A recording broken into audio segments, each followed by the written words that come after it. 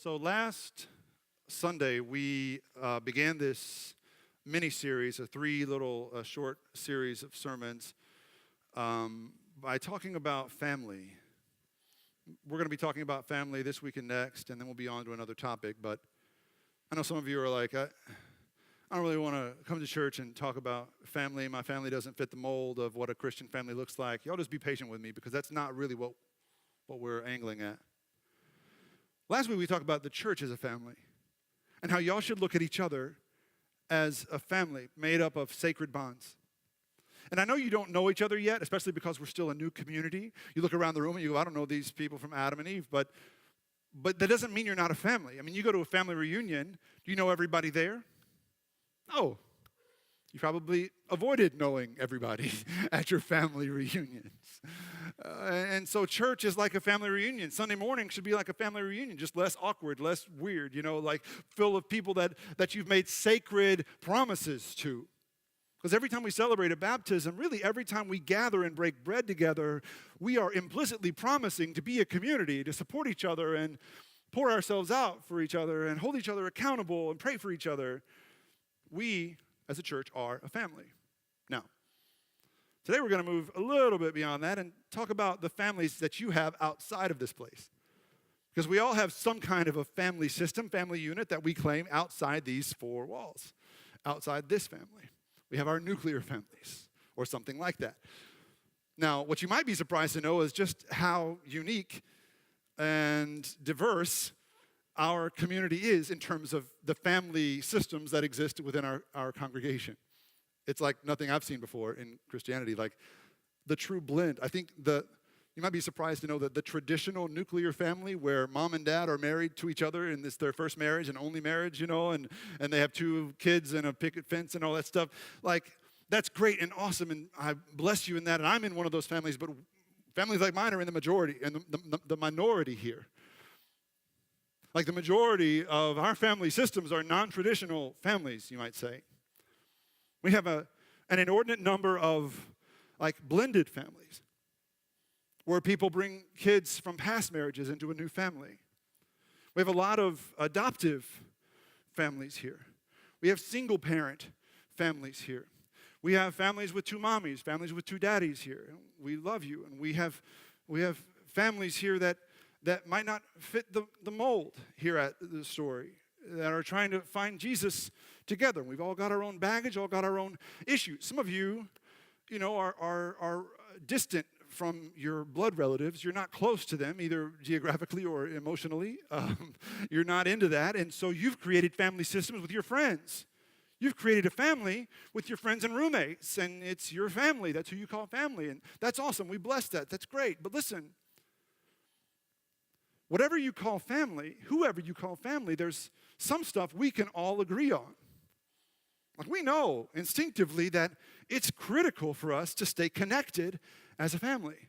And yet we also know and can agree that it feels increasingly difficult, if not impossible, to stay connected to our families. And we're baffled by this because we're supposed to be more connected than ever. Like, why are we struggling to stay connected as a family if we've got all this technology and all this stuff helping us to be connected? Why are we having trouble keeping family together now more than ever? I think there's a couple of reasons.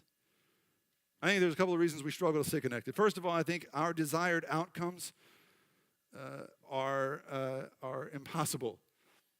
Our desired outcomes are unattainable. And I think our strategies to achieve those outcomes are unsustainable. Our desired outcome is unattainable. Our strategy is unsustainable. Let me explain. The desired outcome we all have in this life, we're all innately wired as Western American citizens, is to win. We want to win at life. And whether you want to admit it or not, that's what you're wired to do. That's what you want to do. You want to win at the game of life. And that's how we live our lives. That's how we lead our families, is to win. Winning looks like upward mobility. Winning looks like doing better than we used to, having a better life than our parents had, giving a better life to our kids than we have. Winning looks like high-achieving children. Winning looks like unforgettable vacations. Winning looks like, friends that respect you, admire you, jealous of you. That kind of thing is winning. And we all want that. That's our desired outcome. And, so we strategize as such. Our strategy to win is that we'll do whatever it takes to win. We'll work however many hours it takes to get ahead. We'll push our kids as hard as we need to push them to get the most out of them, to set them up for success so that they'll win too. Because when they win, it makes us look like we are winning. Now, we do this because we think winning will lead us to happiness. And some of you are thinking, well, he's being judgmental. That's not me. That's not who I am. He's talking about some of these other sinners in the room. He's not talking about me, because I don't just live to win. Okay. A couple things just in response. First of all, it's not okay to lie in church. And God hears your quiet lies. You know what I'm saying? Secondly, most of you, I've seen your Facebook and Instagram feeds. I know you're in it to win it. I see the life you're living. If you don't want me to talk openly about your stuff, then just unfriend me or block me on social media, and we'll just pretend everything's okay. But until then, can we just be real together and admit that we're in this to win this? Like we are trying to win life. That's our desired result. What I'm telling you is that desired outcome is unattainable. And yet we strive for it, doing whatever it takes. Family today and our strategy of doing whatever it takes reminds me a little bit of what we used to do on the playground. When I was a kid, we used to play this game called Red Rover. Y'all remember Red Rover?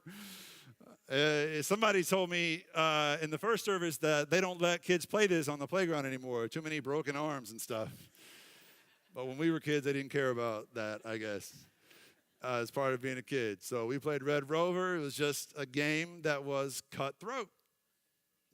It was a Darwinian, dog-eat-dog, strongest survive death match. And you won by completely obliterating the other tribe, the other team. Not only did you defeat them, you assumed them, like they were on your side at the end of the game. It's like you acquired them. And that's how it was really, you ever think about how cutthroat that is, right? So that's how we used to play. We used to hold the hands of the people on your team, and then you would, decide who to call from the other side. Red Rover, send Justin right over.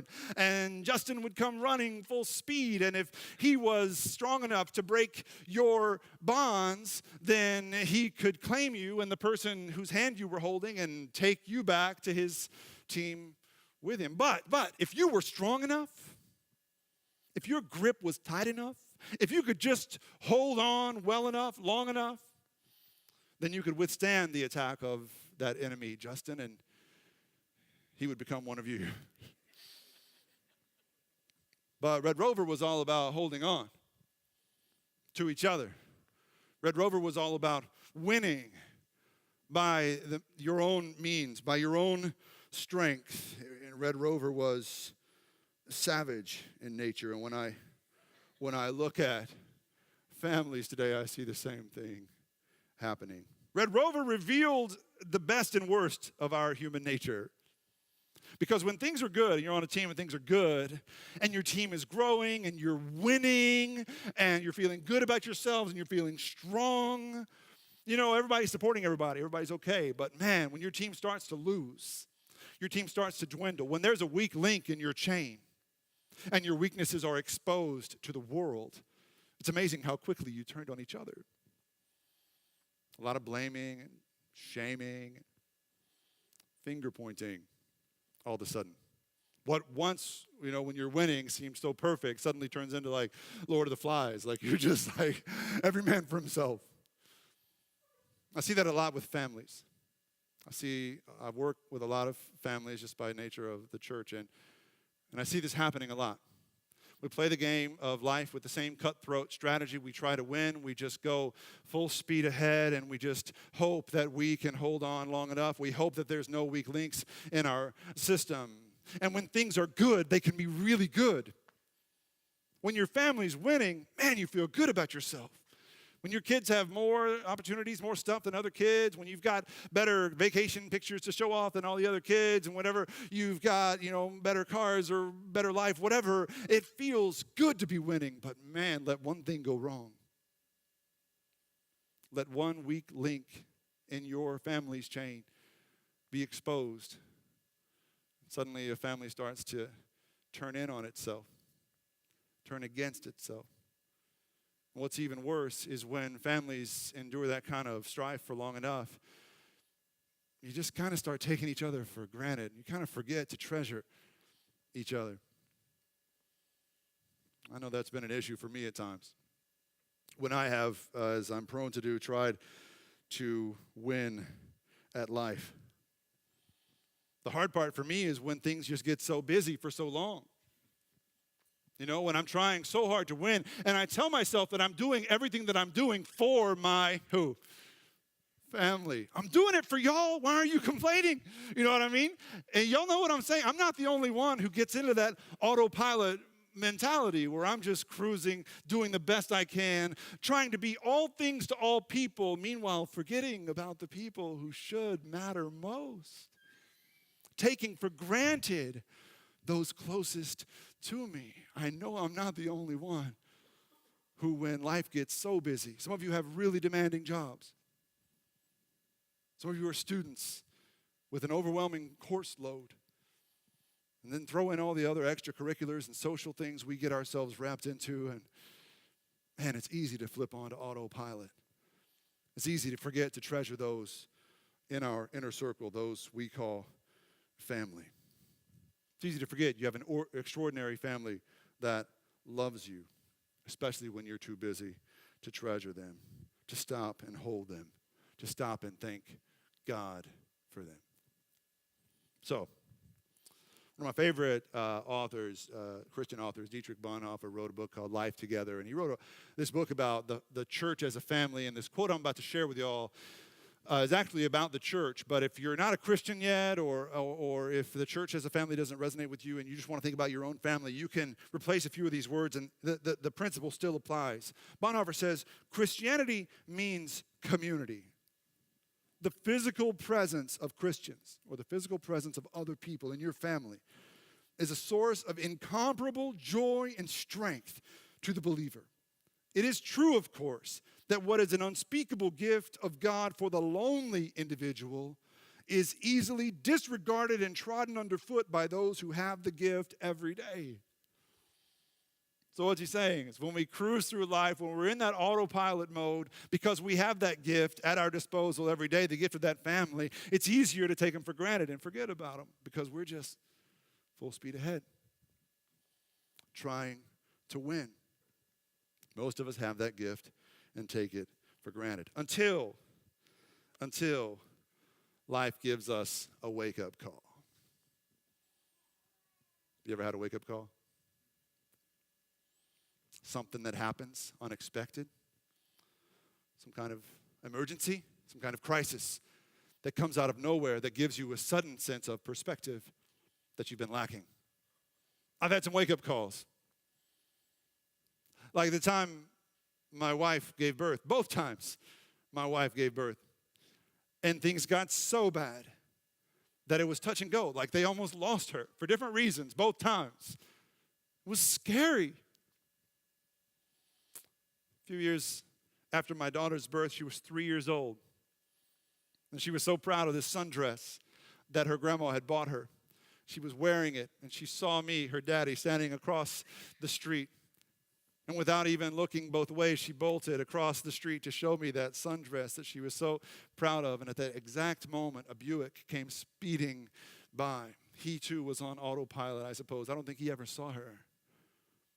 I know that his Buick fender came within a few inches of my little girl's head, within a few inches of changing everything for me, for us, forever. When my son was 2 years old, we were roughhousing in his room, and he fell on his own, not because of me. That's still the story I'm telling my wife.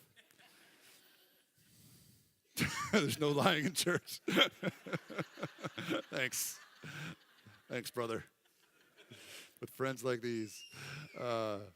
And so he fell and hit his head on the corner of his bedside table.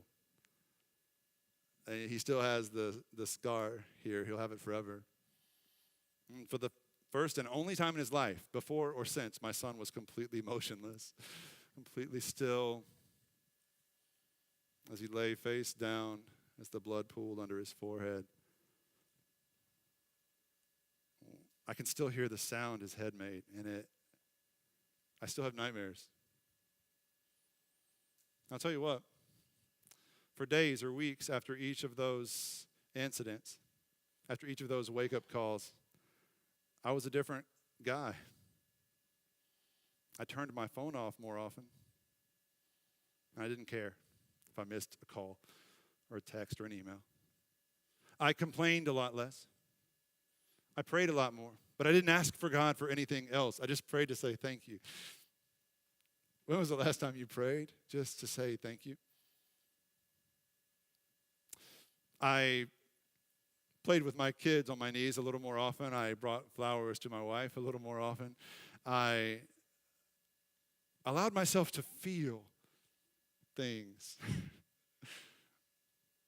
I cried because I felt.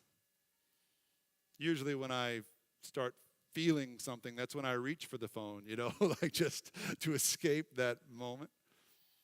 There was no escape, and I didn't mind because I had a wake-up call, and I realized that there was more to this life than just life on the surface, autopilot, full speed ahead, trying to juggle and hold on. Have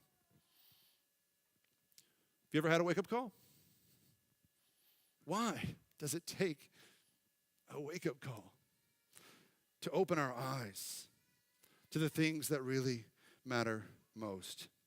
Why do we need a crisis to remind us that we're taking our families for granted? Why can't the togetherness that we share as family be enough? Why can't what we have together ever be enough? When I read the whole Bible, really, the Bible is just this great testimony about how what we have should be enough and we should be content with what God has given us. The psalmist in Psalm 133 says how good it is when brothers and sisters gather together in community, how good it is to be together. I doubt everyone here this morning woke up on a Sunday morning after maybe a couple late Saturday, Friday nights, and you just woke up and said, how good it is for brothers and sisters to be together, That's not how we think. We look at togetherness as a chore sometimes.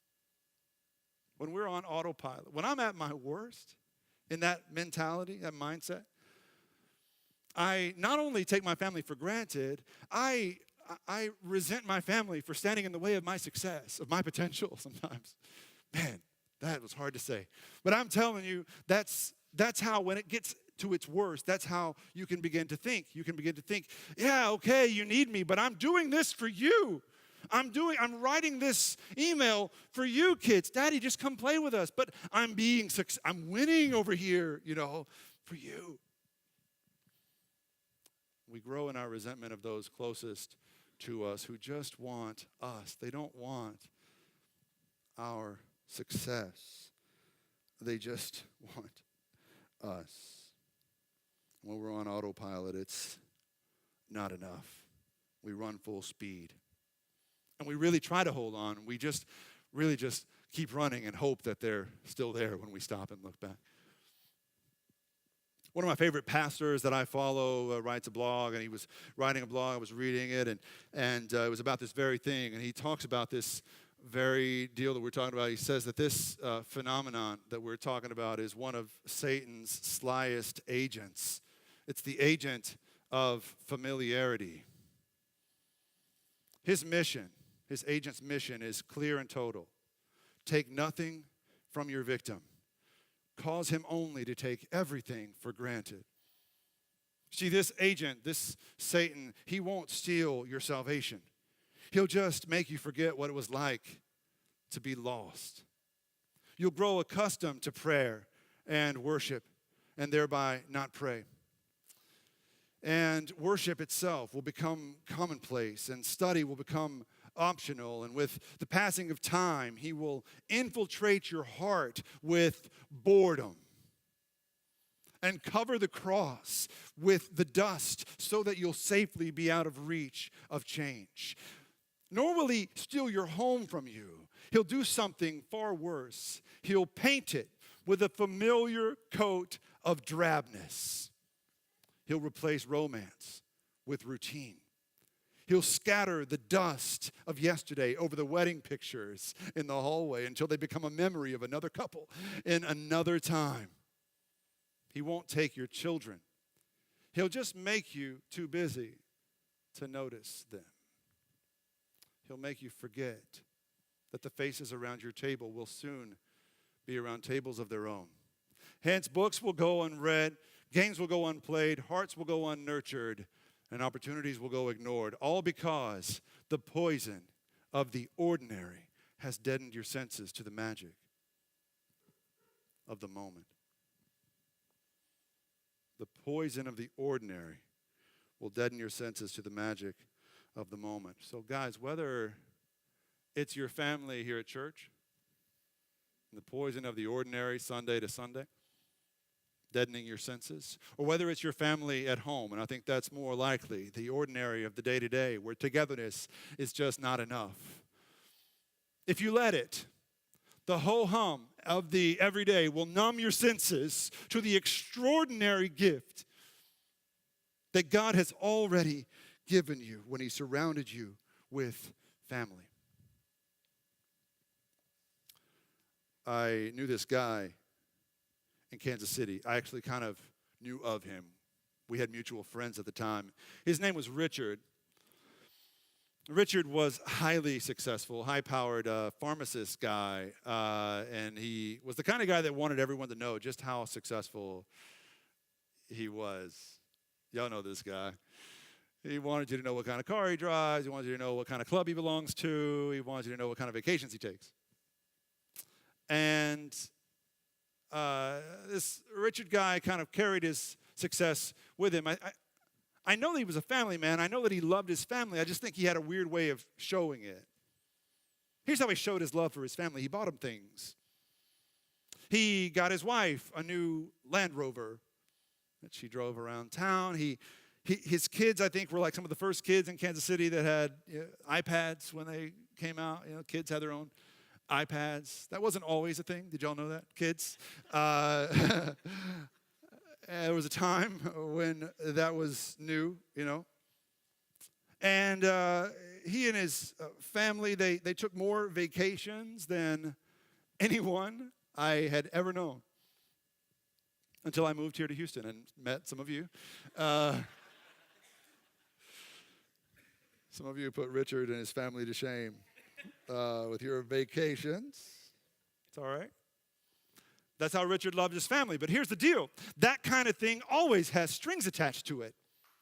When that's the way you love someone, it always comes with strings attached. So whenever his wife and children would complain or just pipe up about wanting more of their husband and their father, around and present, he would kind of say stupid things.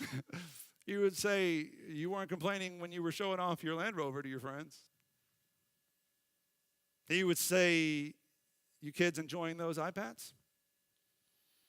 He'd say, how'd y'all enjoy Cabo and the Caymans last summer? Where do you think all that came from? Who do you think paid for all that? What do you think it takes to pay for all that? It wouldn't hurt you to be a little more grateful. What happens when someone says something like that to his family? What happened to Richard is that his family only complained to begin with because they missed him. But by the time he was done talking, they didn't miss him anymore. By the time he was done talking, they only resented him. You might say that they even hated him a little bit. His wife, Melissa, returned her Land Rover to the dealer, traded it in for a used Camry, just to send him a message. Their kids took their iPads back to the Apple store. I'm just kidding. They kept their iPads, and y'all were like, it's a little, I don't know.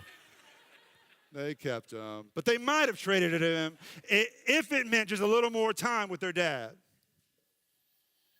You know, they started to resent the vacations they were going on. You know, they just wanted Richard. They wanted their dad, their husband, and he was on autopilot. Why?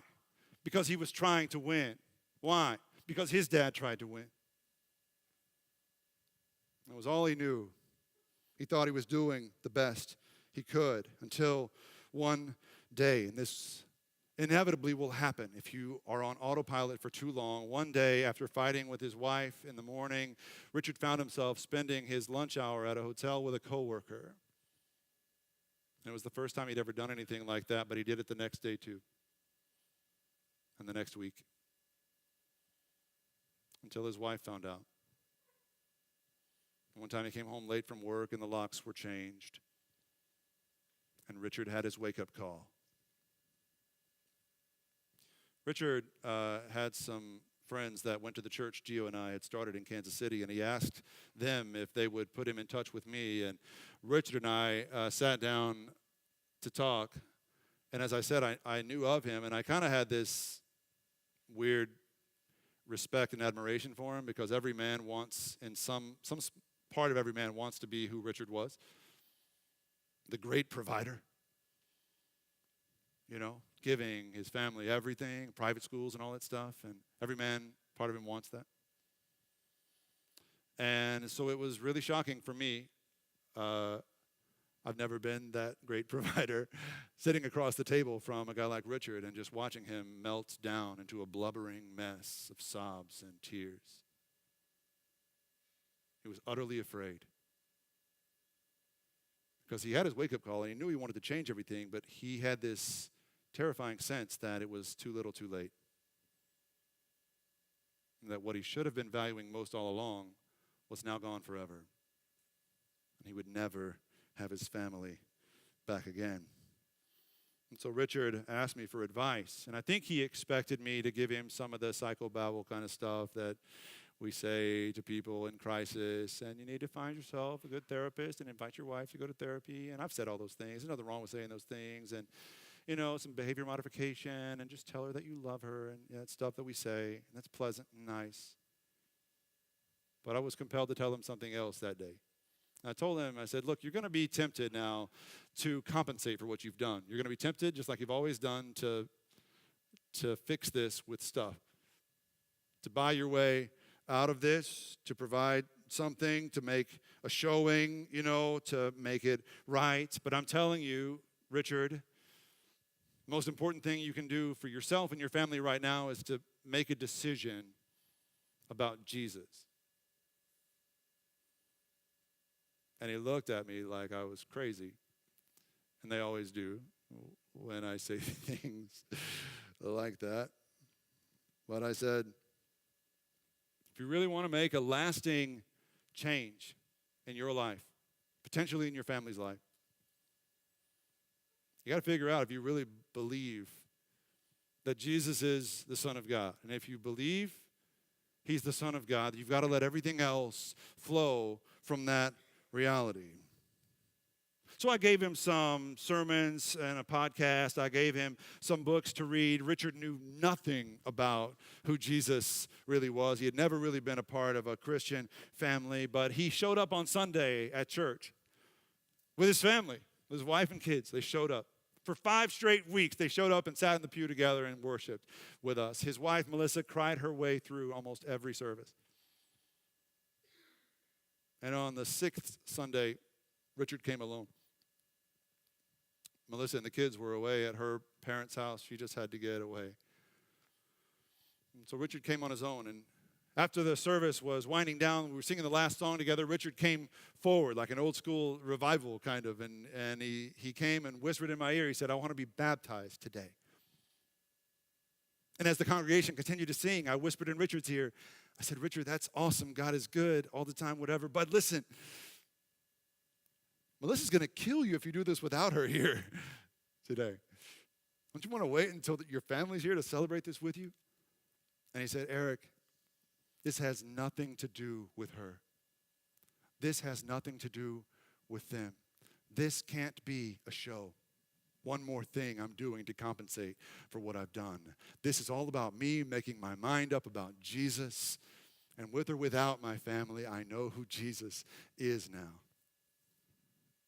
We baptized Richard that day. I'm not going to tell you that it was overnight transformation. Everything was rosy after that. It was a long and hard road Richard had to walk. But I'm telling you that over time, the love of Jesus changed that man from the inside out. A total transformation, a new creation. Because Richard finally got it. Richard finally understood, and here's the key. If Jesus really is the Son of God, then surely Jesus is strong enough, surely Jesus is able to handle all the stuff Richard was trying to handle on his own, with his own two hands. You see, Richard was trying to do the Red Rover version of family. He was trying to hold on with his own strength. He believed he was strong enough to hold it all together, but he wasn't. Jesus is, Richard wasn't.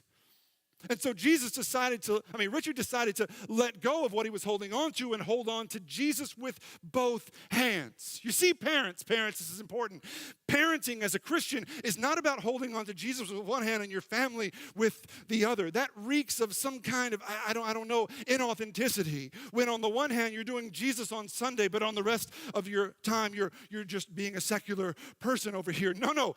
Hold on to Jesus with both hands, because when your family sees you holding on to Jesus with both hands, I promise you what will happen is that they will understand and see the transformation happening in your life from the inside out. They will see you becoming a new creation through the grace of Jesus, and then they will be compelled to hold on to Jesus with both hands too, until suddenly you're not doing family like this anymore, depending on your own strength. Suddenly you're all surrounding Jesus doing family like this, holding on to him together. And that's what happened to Richard and his family. A total transformation. Because they stopped doing this, they started doing this. Jesus clears this up for us in John 15. He says to his disciples before he's crucified and all that and taken away, he says, look, guys, I'm the vine here. You're the branches. I'm the vine. Root yourself in me. Connect yourself to me. Abide in me. Get your nourishment from me. Let me nurture you. Let me water you. Let me grow you. Don't depend on your growth anywhere else, from anyone else, from your family or anyone, your pastor, anyone. Abide in me. Be rooted in me, he says. I am the vine and you are the branches. I'm telling you, this is the new strategy Jesus came to give us. He came to give us a new desired outcome and a new strategy to get there. I know in the house today there are many families that are struggling. Maybe you're struggling outwardly. Your dirty laundry is all out there in the open. Some of you are probably struggling internally. I promise you the answer is not in your own strength. The answer is not in you finding a way to hold it all together. Here's the good news. It's not that you should have been holding it all together and you messed up, or you weren't able, you weren't strong enough. Here's the good news. You were never meant to be the one holding it all together. That was never supposed to be you. You were never given that kind of strength, that kind of capacity to hold a family and a life intact. That's not up to you. All you were ever meant to do, all God ever created you to do, was to abide in him, to cling to him, to show your family the way to him. Not in a coercive or religious way, just by abiding in him and letting them see the transformation happening in you. This is the new strategy. This is the hope your family has for salvation, for a better life, a better future. No more of this. Only this. If Your family is struggling. Parents, friends, kids. Cling to Jesus. Let him change you. Let him change your family. Together, he'll change our church. He'll use us to change this city. It's not up to you. It's up to him. So trust him.